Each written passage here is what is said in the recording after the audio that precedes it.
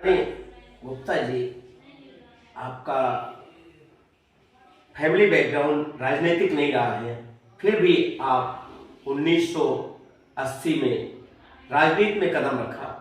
ये किससे प्रेरणा प्राप्त हुई आपको राजनीति में आने की? सामाजिक संस्थाओं में पहले से ही मैं काम कर रहा था। जैसे यहाँ व्यापारी संघ है, युवा व्यापारी संघ का अध्यक्ष होना, और उसके माध्यम से सामाजिक गतिविधियों में लगभग 14-15 साल की उम्र में हम भाग ले रहे हैं। राजनीति में मैं गया नहीं, मुझको बुलाया गया। हम जब सामाजिक संस्थाओं में काम कर रहे थे तो पहले साधारण सदस्य 80 में, 85-86 में फिर सक्रिय सदस्य बने हैं भारतीय जनता पार्टी में। पहले 3 साल बाद सक्रिय सदस्यता बनती थी। अब तो जो आज आया है कल सक्रिय सदस्य हो गया। पहले 3 साल बाद सक्रिय सदस्यता, तो 80 से 83-84 तक हमने काम किया, तो फिर 86 में हमको सक्रिय सदस्यता मिली। घर आए और घर आके कौन आया और किससे आपको प्रेरणा मिली भाजपा में ही आने की? यदुनाथ सिंह जी थे, राष्ट्रीय स्वयंसेवक संघ में भी थे। वो यदुनाथ सिंह काम कर रहे थे, वर्तमान में मीसाबंदी भी हो रही।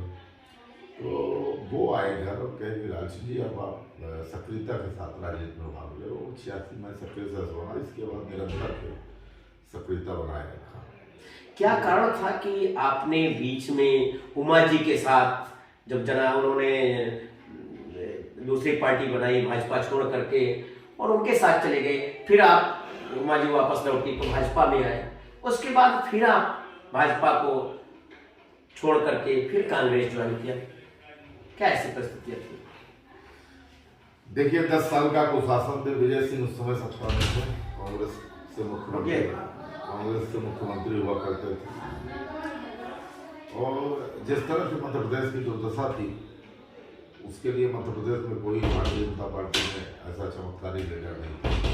उमा भारती को केंद्र से लेकर मध्य प्रदेश का नेता बनाया गया कि आप मध्य प्रदेश और आपके नेतृत्व में ही चुनाव होगा। उमा भारती ने संघर्ष किया और संघर्ष करने के बाद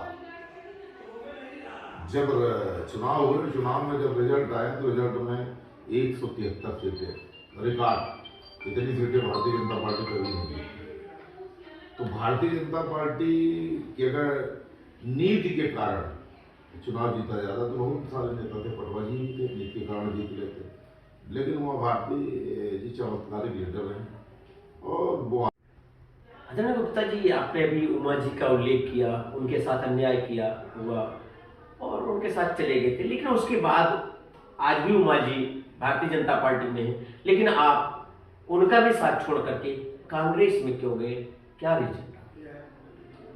और उनका साथ जो कार्यकर्ता उनके लिए संघर्ष किया। हम जिस दल में, हम इस घर में बैठे हैं, ये घर मेरा है, इसकी प्राथमिकता हमें तय करनी पड़ेगी। ये घर सुंदर और अच्छा हो, इस घर, यही घर तो हमको काम देगा। उमा भारती जब जनशक्ति बनाई, और जनशक्ति बनाने के बाद ऐसे बहुत सारे कार्यकर्ता, रघुनंदन शर्मा जैसे लोग जो संघ के माने जाते हैं, वर्षों कार्यालय का प्रभाव उनके पास था, ऐसे लोग उमा भारती के साथ आए। चाहे गौरी शंकर सेहवाग हो, बहुत सारे नाम ऐसे जो आए और आगे एक नया दल, तीसरा विकल्प मध्य प्रदेश में तैयार हो रहा था। धीरे धीरे उमा जी को डाउन किया गया। न उमा जी इस तरफ ध्यान देती थी, उनको जब भी वो आगे बढ़ती थी तो कहीं न कहीं से प्रसार आता था, अरे तुमको आना है, भाजपा में आना है। तो इस कारण से कार्यकर्ता का बड़ा बम्पर नुकसान उमा जी के। हम जिस दल में रहे उस दल की प्राथमिकता हमें तय करनी। हम दुविधा में रहेंगे कि कल हमको भारतीय जनता पार्टी में जाना है, तो कार्यकर्ताओं को क्यों बर्बाद किया? जाने था तो क्यों बर्बाद किया? भाई, आप तो नेता हो, आप एडजस्ट हो गई, लेकिन कार्यकर्ता तो बेचारा रह गया। तो इसलिए हम उमा भारती को का साथ छोड़े कि ये ठीक नहीं। जो जिसके कारण दल बनाया था, उन्होंने क्या न्याय हुआ, न्याय के खिलाफ उन लोगों ने उनके साथ संघर्ष किया, और संघर्ष के बाद फिर वो भारतीय जनता पार्टी में जाकर एडजस्ट हो गई। कार्यकर्ता चाहे मरे चाहे। मतलब आप विचारों से प्रभावित हैं या नेता से प्रभावित रहे हैं? क्या आप कहना चाहते हैं? कुल मिलाकर क्योंकि आपने उमा को नेता माना, उमा को भी छोड़ा, उमा ने नहीं। अभी आपने रघुनंदन शर्मा का उल्लेख किया, रघुनंदन शर्मा भी चूंकि आपने आरएसएस की बात कही, वो आज भी बीजेपी और आरएसएस से रिलेटेड संगठनों से ही जुड़े हुए हैं।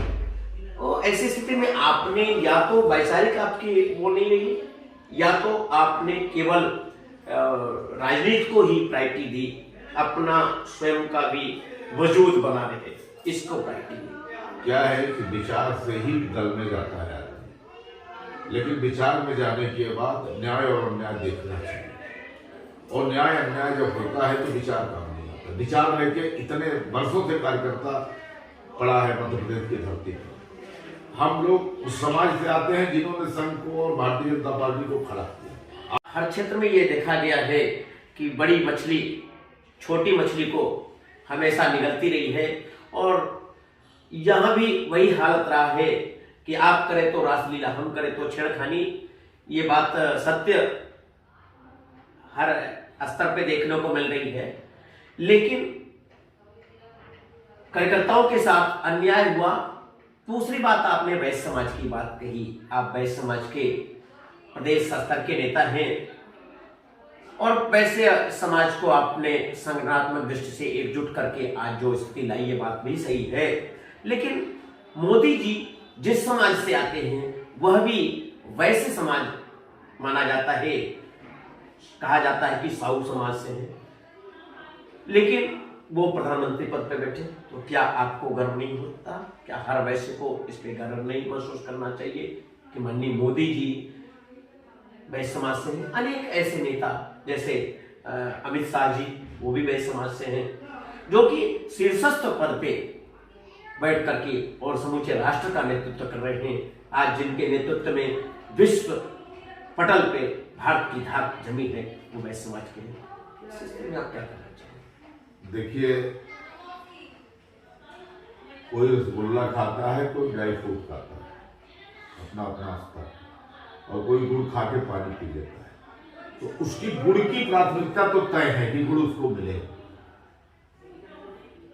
वैश्य समाज गर्व कब करेगा?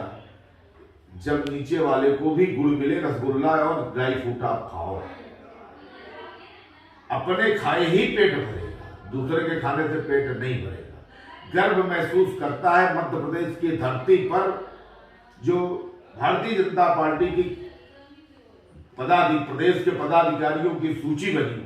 मध्य प्रदेश की धरती पर क्या एक भी ऐसा वैश्य मोदी जी को, शिवराज जी को और वी डी शर्मा जी को नहीं दिखा? इसको भारतीय जनता पार्टी का कोषाध्यक्ष भी बना दे और तो पदाधिकारी मार दे गोली। एक भी पदाधिकारी आप बता दो जो वैश्य समाज से बना। आप मध्य प्रदेश की धरती पर देख लो, वैश्य समाज का एक भी व्यक्ति ऐसा है कि जिसको रीवा डिवीजन में ही आप देख लीजिए, कोई भी वैश्य ऐसा नहीं था जिसको आप नगर पालिका नहीं दे सकते हो, विधानसभा नहीं दे सकते, लोकसभा नहीं दे सकते। फिर वो क्या करे? सिर्फ जिंदाबाद आपकी बोलता रहे और हम सिद्धांत और विचार आप देते रहो, वही पी के हम सो जाए। इतना भर कार्यकर्ता करें, इसमें गर्व माने क्या कि मोदी जी विदेशों में जाके ताली पिटवाते हैं, ताली पिटवा के आप बताओ, मोदी जी की बात करते हो, वैश्य समाज है, देश के प्रधानमंत्री हैं। आदरणीय गुप्ता जी, आपने अभी किसान आंदोलन की कही, क्या वो सारे किसान थे जिन्होंने खालिस्तानी झंडे वहां लाल किले पर लहराए और देश विरोधी नारे लगाए?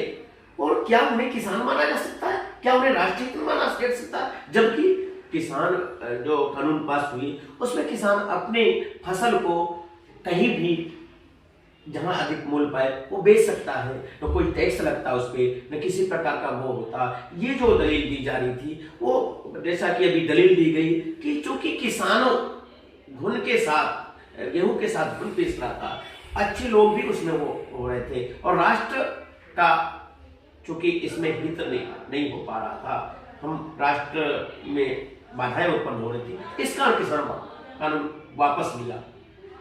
और खालिस्तानी झंडे जैसे वो लगाने से पूरे देश में थू-थू हुई उन किसान संगठनों की, तो आप कैसे उसे? यही तो गलत फहमी है सरकार में बैठे लोगों की। वो किसान नहीं थे, राजनीतिक दल के लोग थे, खालिस्तानी थे, आतंकवादी थे। यही तो सरकार की गलत फहमी। नहीं, गलत बात। यही तो सरकार की गलत फहमी है, यही तो सरकार को घुटने टेकने पड़े। अगर वो खालिस्तानी थे, किसान नहीं थे, आतंकवादी थे, तो फिर क्यों उनकी बात मानी गई? क्यों मानी गई? नहीं मानना चाहिए, ये सरकार की गलतफहमी है। अगर वो आतंकवादी थे, आपने कश्मीर में धारा 370 खत्म की, आंदोलन को आपने कुचला, आज आप कहते हो कश्मीर स्वतंत्र है, मान लिए आपकी बात। अगर ये किसान आतंकवादी थे, खालिस्तानी थे, तो क्यों नहीं आपने शक्ति दिखाई? क्यों नहीं शक्ति दिखाई? और आज फिर उनकी बात क्यों मान लिया आपने? यही गलतफहमी में जी रहे थे कि आतंकवादी किसान नहीं थे। भारतीय जनता पार्टी के लोग दलील दे रहे थे कि ये कानून नहीं खत्म होगा, किसान की थूथू कर रहे थे, उनकी हंसी उड़ा रहे थे। आज वही किसानों के सामने आपने घुटने टेक दिए, तीनों कानून रद्द करना पड़ा। ये किसान को मैं धन्यवाद देना चाहूंगा, हिंदुस्तान का अन्नदाता था वो। ये सरकार की गलतफहमी थी। आपको जो राजनीतिक दल के लोग जो भी हैं, जब रीढ़ मिलेगी तो हम उसका नेतृत्व करेंगे। ये सरकार की गलतफहमी थी, ये किसान नहीं है, ये कोई दल है, कम्युनिस्ट है, कांग्रेस है, ये उलझा रही है। लेकिन आज किसान बैठा, उसका भी विवेक है। लेकिन खालिस्तानी झंडे जला रहा है, गलत बात। इसके सारे प्रमाण हैं। ये भारतीय जनता पार्टी अब मेरा कार्यकर्ता प्रोवाइड करके भेजे गए थे खालिस्तान में झंडा ले, ये तो प्रोवाइड था। ये कहां का तरीका है? देश का केंद्रीय मंत्री का पुत्र किसान सो रहे थे, गाड़ियां चढ़ा दी, क्या न्याय की बात करेंगे? आज तक वो मंत्री बना है, आपने इस्तीफा क्यों नहीं दिया? ये क्या जायज है? क्या वो एक 10 दिन 8 दिन पहले सभा करता केंद्रीय मंत्री